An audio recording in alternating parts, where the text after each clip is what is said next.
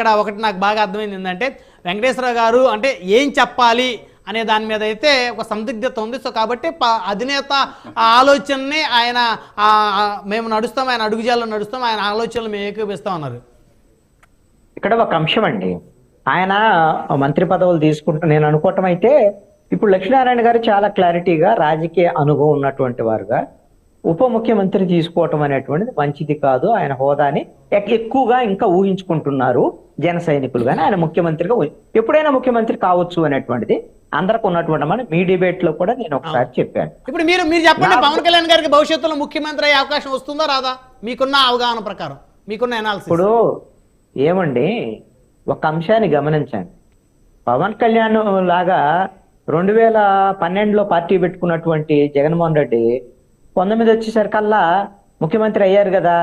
అలాగనే ఆయనకు వాళ్ళ నాన్నకు సంబంధించినటువంటి రాజకీయ వారసత్వం ఉండొచ్చు. పవన్ కళ్యాణ్ కూడా వాళ్ళ అన్నిచ్చినటువంటి రాజకీయ వారసత్వ పునాదులు ఉన్నాయి, దాంట్లో సందేహమే లేదు. నిజంగాగైనా కరెక్ట్ వేలో పనిచేసుకుంటూ పోతే ఖచ్చితంగా రేపొద్దున ప్రత్యామ్నాయం పవన్ కళ్యాణ్ అయినా అవ్వచ్చు 29కి. ఖచ్చితమైనటువంటి ఒక దశలో ఒక క్లారిటీగా లక్ష్యంతో వాళ్ళు పనిచేయగలిగితే ఫలితాలు వస్తాయి అనేటువంటిది నా యొక్క అభిప్రాయం. ఎందుకు అనంటే ఇప్పటికే 2024కే ఒక ప్రత్యామ్నాయ శక్తిగా ఎదగటానికి అవకాశం కూడా పవన్ కళ్యాణ్కి ఉండేది. ఈ రోజున కూటమిలో ఆయన కీలకమే, కాదనటం లేదు. కానీ 21 మంది ఎమ్మెల్యేలేగా పవన్ కళ్యాణ్ బలం. అంతేగాని ఆయన కూటమి అందరికీ ఏనే కీలకం కాబట్టి ఆయనకి ముఖ్యమంత్రి పదవి ఇస్తారా? ఎవరు? రేపొద్దున బలమా సంపాదించుకోవాలి. అందుకే కదా ఇది చెప్తుంది, వీళ్ళ బలాన్ని పుంజుకోవటానికి కావాల్సినటువంటి మీకు కావాల్సినటువంటి మేము అడిగితే హక్కులనేవి అడిగితే రావండి, పోట్లాడితేనే వస్తాయి. అడగాలి. ఇప్పుడు లక్ష్మీనారాయణ గారు ఏమన్నారు, అసలు బీజేపీ వాళ్ళని అడిగారో లేదో నాకు తెలియదు, మా పార్టీ వాళ్ళు మా ప్రభుత్వాన్ని అడిగితే ఇచ్చేవాళ్ళేమో అనేటువంటిది. పవన్ జీ అని నరేంద్ర మోడీ పొగిడి నా వెనకాల పవన్ కళ్యాణ్ ఉన్నాడు చెప్పినటువంటి నరేంద్ర మోడీ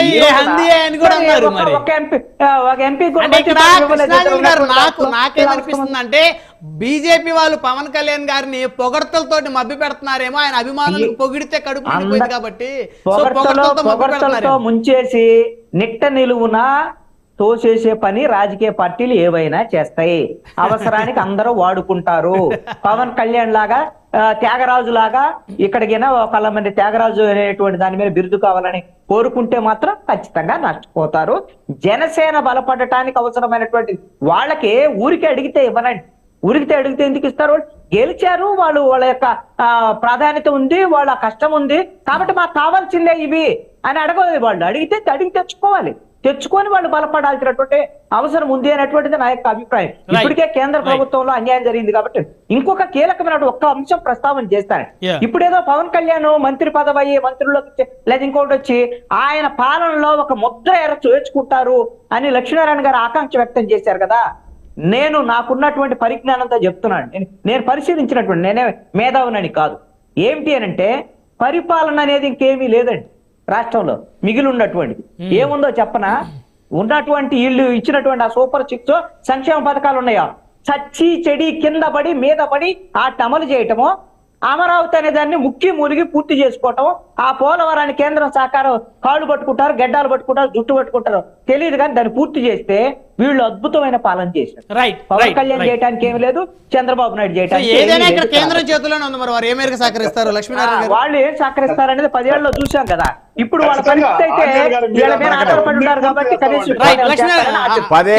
10 ఏళ్ళలో మీరు చూసింది, 10 ఏళ్ళలో ఆంధ్రప్రదేశ్ లో డెవలప్మెంట్ జరిగిందంటే 62 to 84% నిధులతో సమకూర్చింది బీజేపీ ప్రభుత్వమా, సెంట్రల్ గవర్నమెంట్. అది మీకు ఖచ్చితంగా చెప్తున్నాను. మీకు ఎక్కడికి వచ్చినా సరే ఏదైనా సరే డాక్యుమెంటరీ ఎవిడెన్స్తో ఇస్తాను మీకు, అది బట్టి గ్యారంటీ చెప్తాను.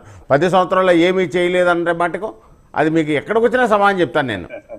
నెక్స్ట్ పవన్ కళ్యాణ్ గారు కంపల్సరిగా కీ రోల్ పోషించి ఆయన మంత్రివర్గంలో ఒక 5-6 మంత్రివర్గాలు తీసుకుని కూటమిలో చాలా స్ట్రాంగ్గా వెళ్ళి ఆంధ్రప్రదేశ్ని నవ్యాంధ్రప్రదేశ్గా, అంటే బాబు గారి కోరిక కదా కాబట్టి దానికి మారుస్తూ దాన్ని గట్టిగా తీసుకెళ్తే చాలా బాగుంటుంది. ఇక్కడ కృష్ణారెడ్డి గారు, ఇప్పుడు వీరు లక్ష్మీనారాయణ గారు రాష్ట్రంలో 5-6 మంత్రి పదవులు తీసుకోవాలంటారు కానీ కేంద్రంలో వీరి వాసన మాత్రం ఎవరు?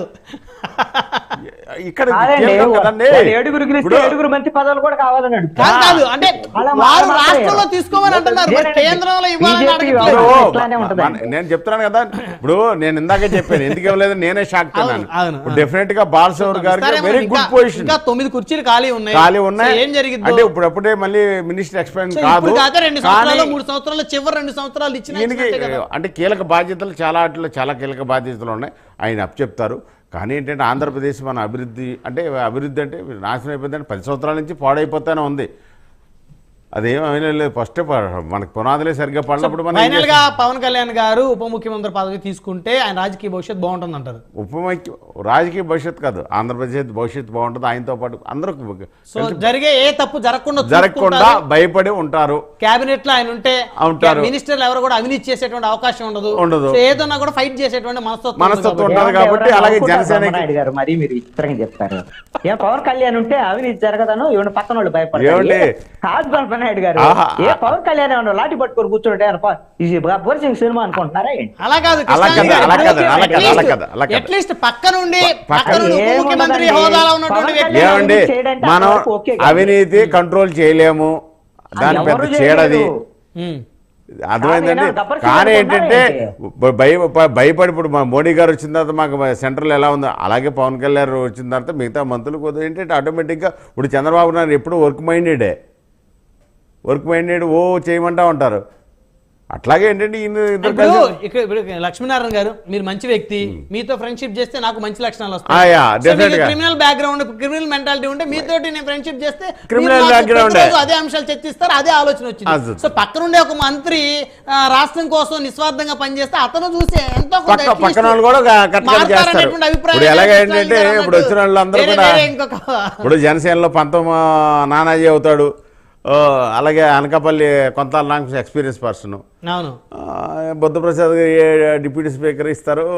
ఏమోనండి చూద్దాం ఇప్పుడు శాఖలు ఇప్పుడే మనం డిక్లేర్ చేయడం. బ్రహ్మనాయుడు గారు పర్వాలేదు, ఏమవుతాడా ఆశావాహులుగా ఉన్నటువంటి జనసేన వాళ్ళకు కొంచెం ఉపశమనం కలిగేటువంటి విధంగా 4 శాఖలు చెప్పండి.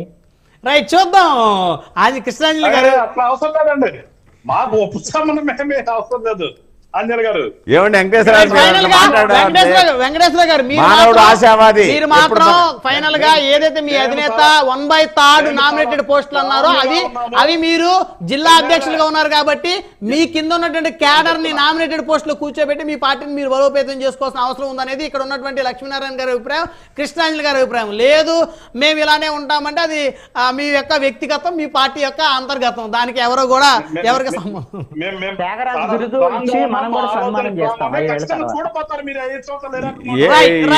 సమయం లేదండి లక్ష్మీనారాయణ గారు. రైట్ ధన్యవాదాలు అండి చర్చలో పాల్గొన్నందుకు. లక్ష్మీనారాయణ గారు భారతీయ జనతా పార్టీ సీనియర్